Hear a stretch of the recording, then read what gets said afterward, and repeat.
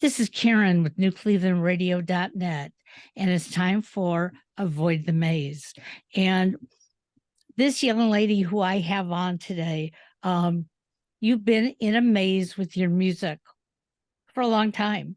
I remember the first time Alyssa Jacey and I talked,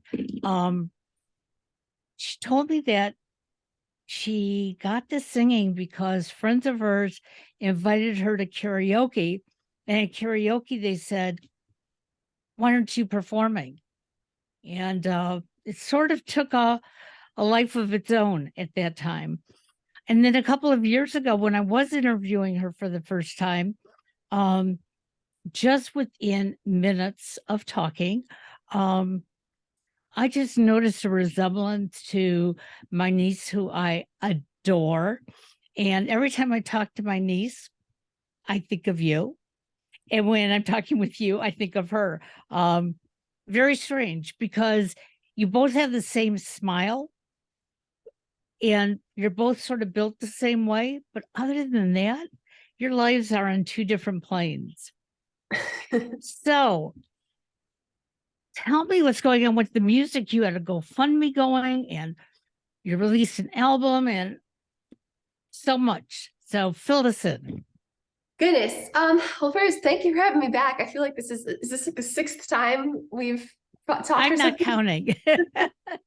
But I'm very grateful for you taking the time to do what you do, and not just with me, but with all of us that really could utilize this kind of platform to get our art out there. I know you talk to people who are authors as well, and entrepreneurs and things like that. So thank you for having me. Absolutely. Yes, it did start. I was a professional dancer, hip hop dancer, danced ballet, jazz, tap, all that my whole life, and moved to LA to teach dance in 2003. Co-workers at one of the 4 jobs that I had heard me singing to myself, convinced me to sing karaoke. When I got off stage, every table that I was waiting on said, where can we buy a CD? Where can we see you play a show? And that just kept going for a year. And then I decided to take it seriously, and kind of overnight, I started songwriting, and only started playing guitar because I got canceled on by so many guitarists in a row who didn't show up on time or prepared or whatever. So I taught myself guitar, and then next thing I know, I'm moving to Nashville 8 years later and recording multiple albums. So yes, I just did release my 10th total release. And that was only the second time I've asked for crowdfunding help. Everything else has been self-funded. And my fans were absolutely the biggest major part of this album, because I could not have gotten any of this out without them. And I couldn't have gotten through what a lot of these songs stemmed from without the support of my family and my friends and my Blue Crew. So thank you, everyone, and GoFundMe for those who have interviewed me during this time, to support me during the divorce and the pandemic and the health stuff and family stuff and all the things that I'd gone through. And everyone is always so excited when they have a new album out, but there's nothing I've released in the past that compares to this record. And there are a million reasons to that. One reason is if you're consistently practicing and you're growing as an artist, the goal is to get better as a songwriter. Sure. And as you put your melodies together, and just as a songwriter as a whole. So your melodies, your vocals, the lyrics. And I really believe in these songs. To me, they're just levels away from the things that I've done in the past. I don't take away from those songs, but I'm just really proud of these songs. I also got to co-write and release some of the co-writes I've done. This is the first time I've released co-writing songs as well. So out of the 11 songs, 4 of them I wrote with other people. And this album has 11 songs on it, all different genres, which is everything I've released in the past, a mixture of things, but this kind of has everything on it together. So if you want to hear who is Alyssa Jacey, and you want to hear just one album, you don't want to go around trying to find the whole 150 other songs that I've released, listen to the album called Showing Up. Showing Up came out on 10/10/22 because it was my 10th release. And you'll hear a reggae song, you'll hear a country ballad, you'll hear pop, surf rock, and like maybe like rap in one, and country all in one song. You'll hear wow. a song. Yeah. A lot of it's just a very infused, eclectic album. And so that's what I've been promoting. It's what kind of brought me back into falling in love with music, because even though I was in the studio recording and loving every second of it prior to that, and in the beginning stages of recording, I found myself kind of drifting away from music, and I wasn't sure what was going on. But it was a very clear slap in the face by some universal force. It's like, once again, doing this to me, like, what are you thinking? You need to pursue this. And that's the kind of feeling I felt when music was first introduced to me. You got to pursue this. And that's the same feeling I felt when I chose to move to Nashville. You got to move to Nashville. You know, what I love about your journey is there are so many other people on a journey similar to yours, whether it's in the music industry, some other business, family, and those who are succeeding are those the ones who are being vulnerable. And your music did that exactly. Okay. It brought out things that, you know, so many of us are feeling, and we don't know how to put it into words, but you put it into words for us. And so now, you know, we have that go-to. And that is what is so amazing about artists, that we may look at something or hear something that you've created, and the first time we may not connect with it. But if we hear it again, all of a sudden it's like, whoa, yeah, I walked that path too. Why is she telling my story? Wow. But we all are interconnected. We all have similar things that have happened to us. It's how we react to them and how we grow. I completely agree. And with what you just said, there's a song by Olivia Rodrigo. Have you heard of her? No, I haven't. She's a young artist, and she's really blown up over the last at least 2 years at least. But she has a song called Traitor. And it was like she went in my brain and she took out all of the conversations I had with some exes, but mainly my ex-husband. And she put that into this. When you say the word vulnerable, you got to hear this girl sing. You can feel her agony. If you've ever been in a place where you got to hear the words, like, you might not have cheated, but you're still a traitor, like going behind her back and talking to the ex, but making her feel like she was the bad person and telling her she's crazy, even though he was really doing all these wrong things. It's amazing how certain artists have this ability to really put you in their position, but it's your position too. And exactly. That's all we can ask for, is if that's happened to you with my music, that is awesome. That is really cool. Well, and, you know, our young adults who are searching today, we have to let them know that it's not an easy road, no matter what road you're taking. There are going to be, you know, bumps and potholes and all different things along the way. And sometimes we're in that place where, oh, I see that pothole, I go around it and I'll still get to where I want. But there are other times that foot gets into the pothole and you're like, now what? And is it my fault? Or did somebody else cause this for me? And that's what I hear in your music. And I did right from the beginning. It was like, okay, this isn't about me, but I know somebody who's going through that right now. And it's time that we as humans get out of our animal personalities and start becoming aware and understanding of each other. Mm-hmm. Mm-hmm. There's a specific song that I wrote that I feel like whenever I talk about it, I'm in this particular place because this is where I wrote it. February of 2021, a friend of mine had just started going through a divorce 6 months after mine started. And when he shared his story with me, and his was a lot more, it was how do I say it? My divorce was not incredibly amicable, whereas this one, they weren't really quite sure. Maybe we should stay together. I don't know. We've got kids, and it was loving and painful and bittersweet. And their story inspired the song on my album called "It's Gonna Be Fine."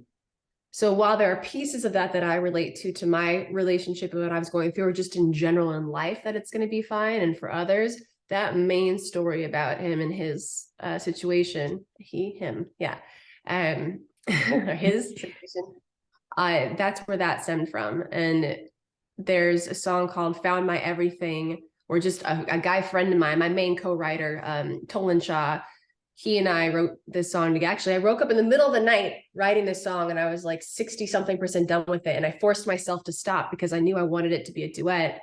And I had to wait until he woke up in the morning to text him and say, I need you to write the guy part to this because it's might get a part, but I want you to write it. But it's just a story about two people finding each other and being in love. But I wasn't in a relationship when I wrote that. I wasn't even dating. But so some of these things just kind of come from other places, but most of those songs came right out of my life. I love it. So you've been doing a lot of performing, but locally. Okay.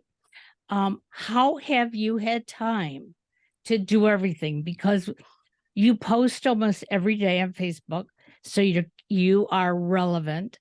But then when I hear I'm performing here, there, and someplace else, it's like, do you ever sleep? Well, now it's I'm back. I go back and forth between shows in Georgia and Alabama and here in Hawaii and California and sometimes Idaho. But mainly it has been in Nashville a lot. And I had during the recording process, I wasn't really performing all that much. But now, as you see, I am very active in the live show circuit where I'm playing every Tuesday night live streaming. So once a week, I'm doing a live stream. Shortly before these last couple months, I was doing a live stream almost every day. And that was dumb. My own sanity and my voice, you can hear this like vocal fry in it. Yep. Not done on purpose. And just, but I've made the decision that I have these venues that I have not played at yet. And I said in January, I posted on Facebook a list of 9 things that I wanted to accomplish by spring. And 2 of those things were performing at these 2 particular venues, Sambuca and City Winery.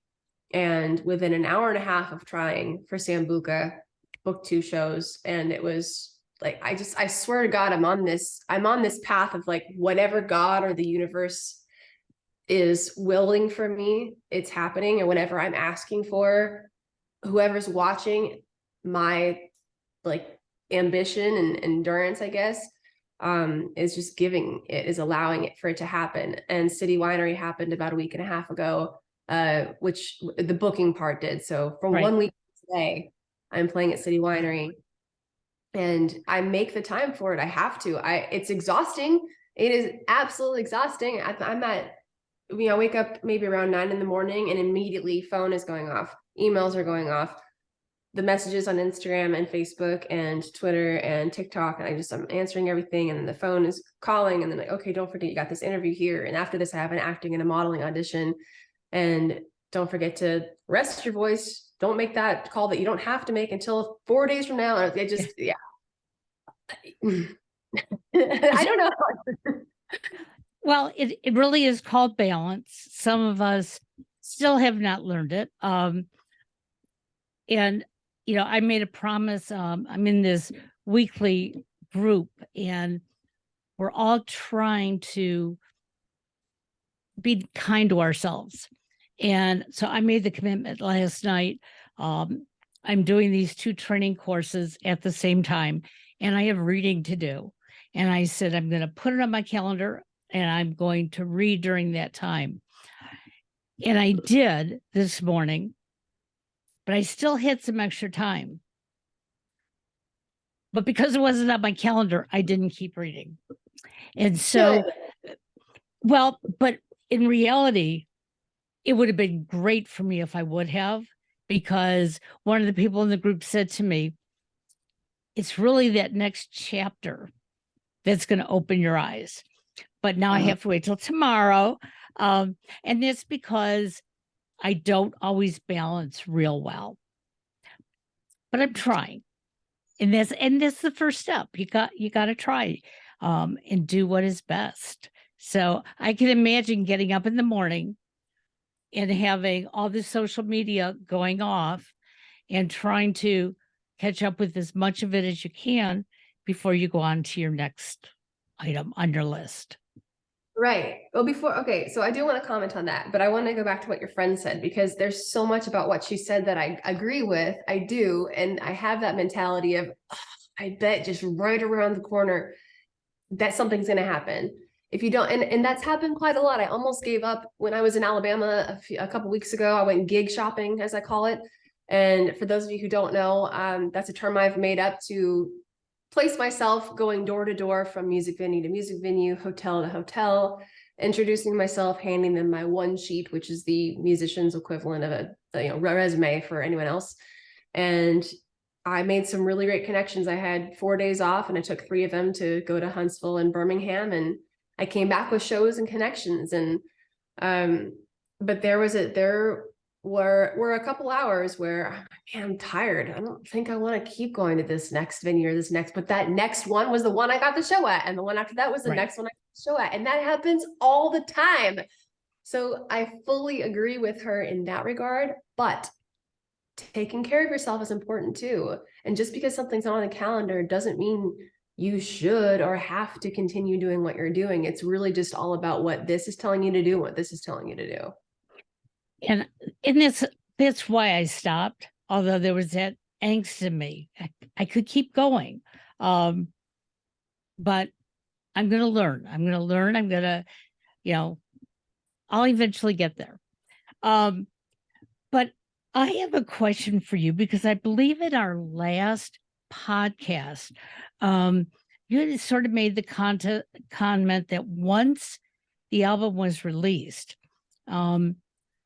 you were sort of going to take a back seat to music.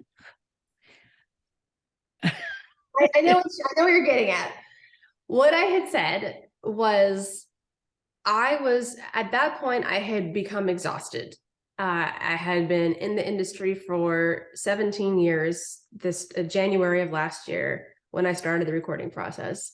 And that's when I was like, am I supposed to be in music anymore? What is going on? I feel this lull. My divorce hadn't ended yet. I'm just tired. And we'll see what happens. If this album, and I'm going to quote myself, if this album does what I think it's supposed to do, you're going to see a lot more of me. If it doesn't do what I think it's supposed to do, then okay, at least I got it out there. Thankful for that. And then I will make moves I'll figure out what I'm supposed to do next. And this album did exactly what I thought I was going to do, which is why you've seen way more of me probably than you have since you met me. Well, I'm glad it did. And I have to say, following you and your Blues Crew and new fans was exhilarating. And what I realize is, when you put yourself out there and you're going to get some backlash from somebody along the way, but you still kept going and you kept saying, that person likes me. They like me. I like doing that. And you build off of that. Whereas too many people today, as soon as they hear that one negative comment, or they don't hear the positive comment, they're ready to quit.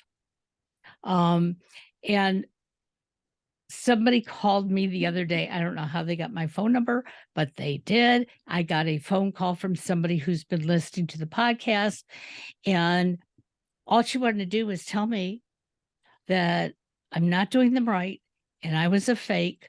And I listened, but it's the first time I could say, you are entitled to your comments. Absolutely. You don't have to like me. You don't have to listen to me. Obviously, you are listening to me. So I'm going to thank you for that.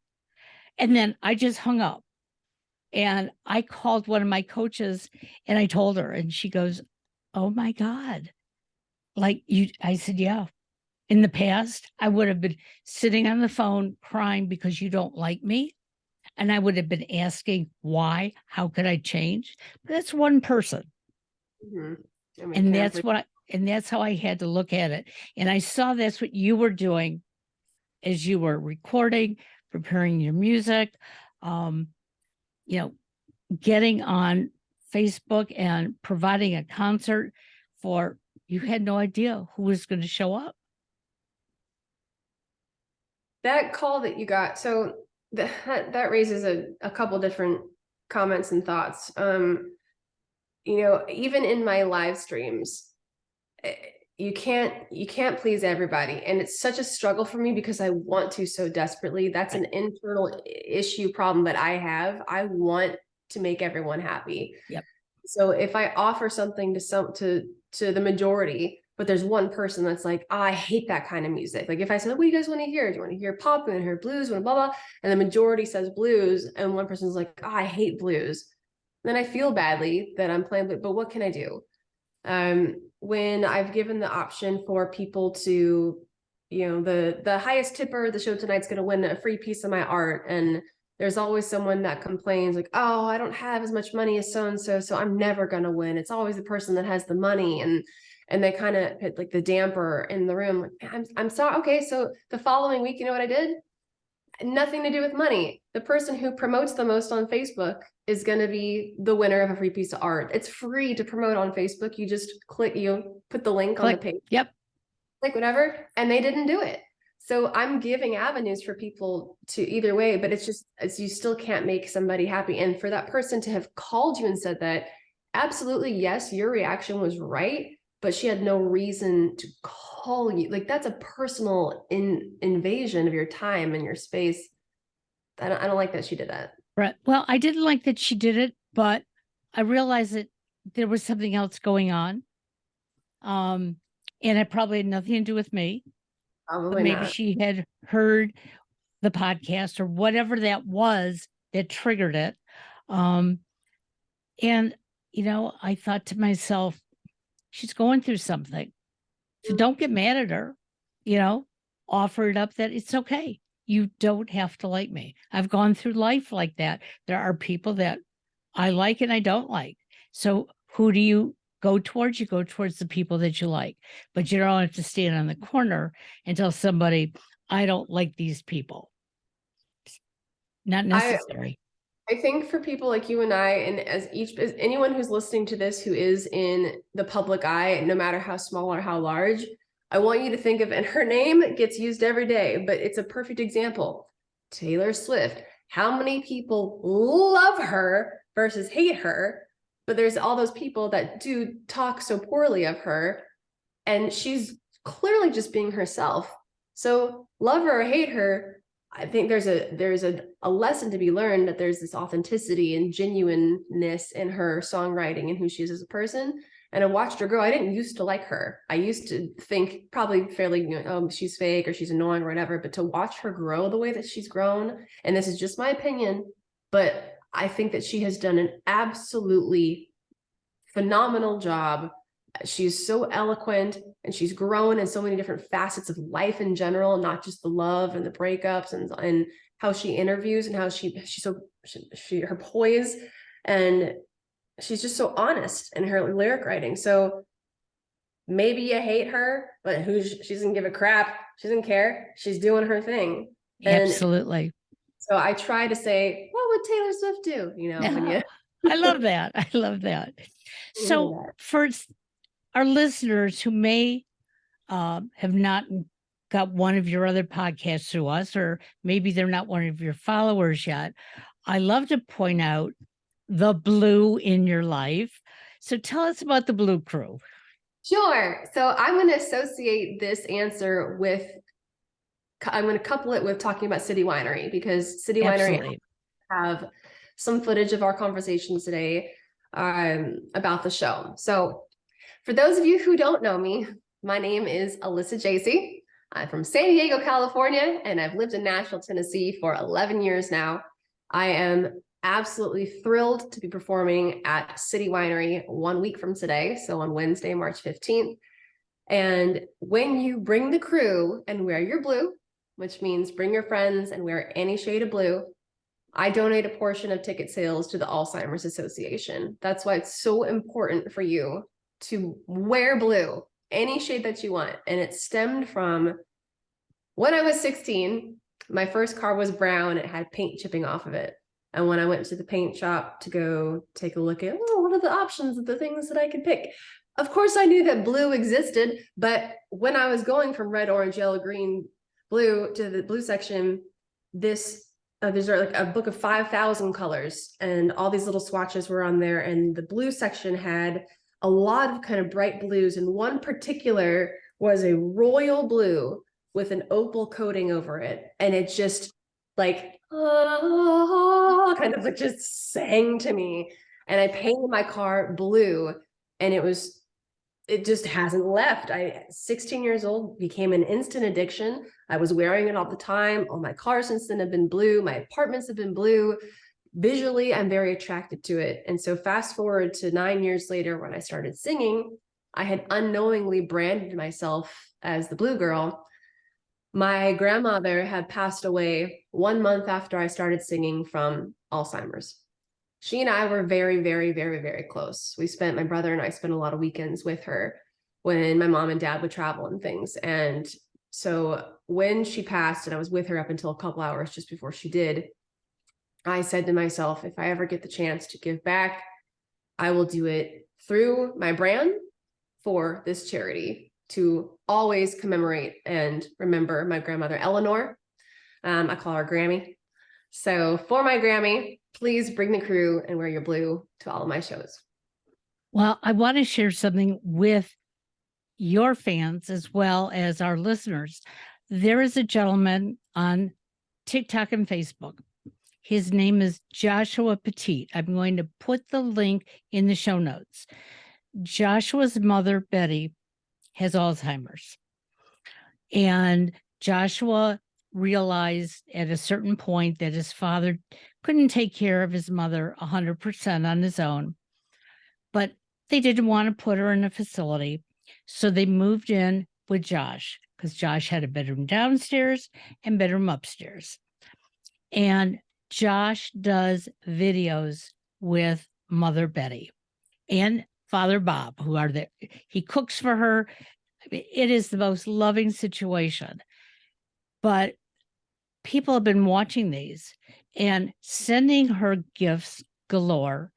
But it's not even about the gifts. It's that every day he interacts with her and creates just a little blurb. And the big thing that really got everybody's attention was one day she was standing in front of a mirror and she was talking to the person in the mirror. And her son said, "Mom, who are you talking to?" And she said, "I don't know." And he said, "Do you know her name?" She said, "No." He said, "Does she look familiar?" And she kept saying, "Yeah, I know her." And so this dialogue went along for a couple of seconds, and then they told her that that was Betty. And she looked at them and she said, "But I'm Betty." Now, the beautiful part of her Alzheimer's right now is she knows her husband. She knows she loves him. She knows he's good to her. And then every once in a while, there'll be a tidbit that she'll say that acknowledges that she sort of like has found it again. But it gives us a different look at Alzheimer's. And I'm just grateful for this family, because not all of us can interact with our family members that way. And I know you had a close relationship with your grandmother. And at the end of my mother's life, I went through the same thing. And we went to whatever conversation she was having, and it was beautiful. So everyone, if you're not donating through purchasing, contact the Alzheimer's Association. And my comment always is $1 from each of us would give them the funding that they need. So thank you for that. Yeah, well, sure. And it's, oh man, that's such a perfect, simple solution. $1 from everyone. When I think about, so I have 17,500 something followers on Facebook. That's $17,500 I Right. could give the Alzheimer's Association if everyone $1.